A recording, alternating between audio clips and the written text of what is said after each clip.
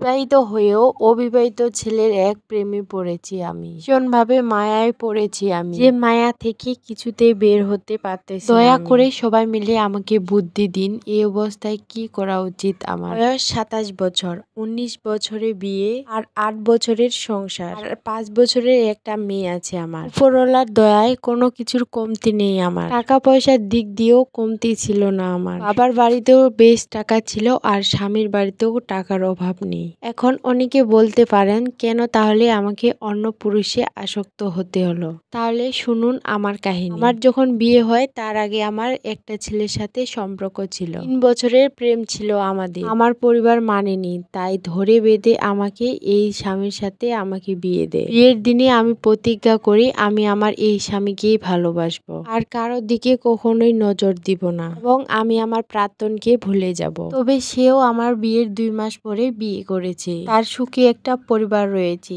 কিন্তু আমার বিয়ের পর আমি কখনোই সুখী হতে পারিনি। শ্বশুরবাড়ির লোকজন আমাকে কখনোই ভালোবাসতো না। কেন জানি না, আমি তাদের পছন্দের মানুষ কখনোই হয়ে উঠতে পারিনি। এখন অনেকে বলবেন চেষ্টা কি করেছিলেন? জি, চেষ্টাও করেছিলাম। তাদের প্রত্যেকের পছন্দ মতো চলার চেষ্টা করেছিলাম, কিন্তু ওই যে কথা আছে না, পরের মেয়ে কখনোই ভালো হতে পারে না। শাশুড়িদের চোখে বিয়ের 2 দিন পরে জানতে পারি আমার স্বামী মদক দেহি। তার রাতের বেলা মদ না খেলে একদম চলে না। আমার শ্বশুরের অঢেল টাকা থাকার কারণে আমার স্বামীকে কিছুই করতে হয় না। আমার শ্বশুরের একটা গরুর ফার্ম রয়েছে, সাথে আমাদের এখানকার বাজারে 10-12টা দোকান ভাড়া দেওয়া রয়েছে, মার্কেটের মধ্যে আর কি, যেগুলো থেকে 10-12 হাজার টাকা ভাড়া আসে। এগুলো থেকে আমার শ্বশুরের অনেক টাকা আসে বাড়ি। আমার স্বামীরা 3 ভাই, আমি পরিবারের মেজ বউ। আমার বড় ভাসুর বিয়ে করেছে আমার বিয়ের 4 বছর আগে। বিয়ের প্রথম রাতেই আমি বুঝতে পেরেছিলাম আমার একটা জানোয়ারের সাথে বিয়ে হয়েছে। তুমি মনে করেছিলাম স্বামীরা হয়তোবা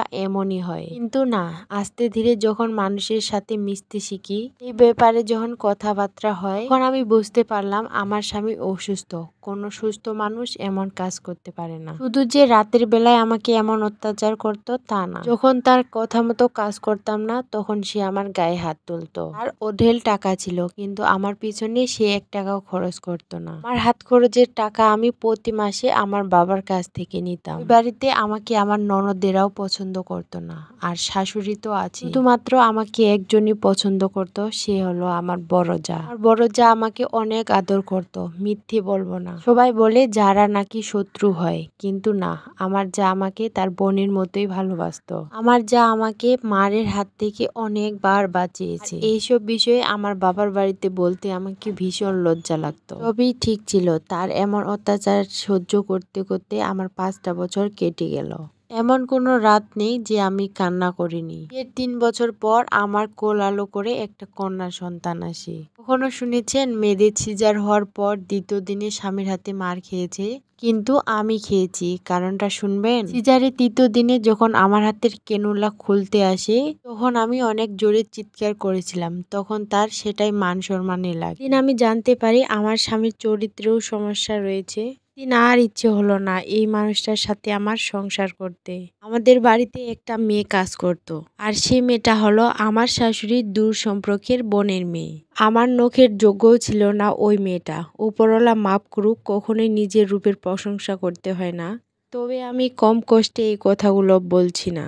কথায় আছে না, পুরুষ মানুষের রূপের প্রয়োজন হয় না, তাদের মিললে একটা দেহ হলেই চলে। আমার স্বামীর বেলা সেটা তার বাস্তব রূপ নিল। তো মা হওয়া তো একদিন রাতে আমার ঘুম ভেঙে যায়। সে দেখি আমার স্বামী নেই। তাকে আমি সব জায়গায় খুঁজেছি, কিন্তু কোথাও পাইনি। পর ওয়াশরুমের দিকে তাকিয়ে দেখি মেয়েটা ওড়না ঠিক করতে করতে বের হচ্ছে, আর দ্বিতীয়ত বের হলো আমার স্বামী। যখন এই জিনিসটা দেখলাম তখন আমার ভিতরটা মোচড় দিয়ে উঠলো। কি কমতি ছিল আমার মধ্যে তখন অনেক ঘৃণা হলো। উপরওয়ালাকে বললাম, উপরওয়ালা, এত রূপ দিয়ে কি হলো আমার? যদি আমার স্বামী একটা নর্দমায় মুখ মারে। আর এই কথাগুলো আমার স্বামীকে বলাতে সে আমাকে সেই দিন অনেক মারে। এভাবেই কেটে যায় আমাদের বিবাহের 5 বছর। ও ভুল করে, আর আমি তার ভুলগুলো ক্ষমা করি। এরপর হঠাৎ একদিন আমার একটা ছেলের সাথে দেখা হয় মেয়েকে স্কুল দেওয়ার সময়। এটাও ওর ভাগ্নিকে নিয়ে আসতো। আমি সব সময় নানান টেনশনে থাকতাম। এত অশান্তির মধ্যে কেউ ভালো থাকতো থাকতে পারে না। হঠাৎ করে ছেলেটা আমাকে একটা কথা বলে উঠলো, আমাকে আজ পর্যন্ত কেউ দেখে বুঝতে পারলো না যে আমি সংসারে সুখী না। ছেলেটা বলল,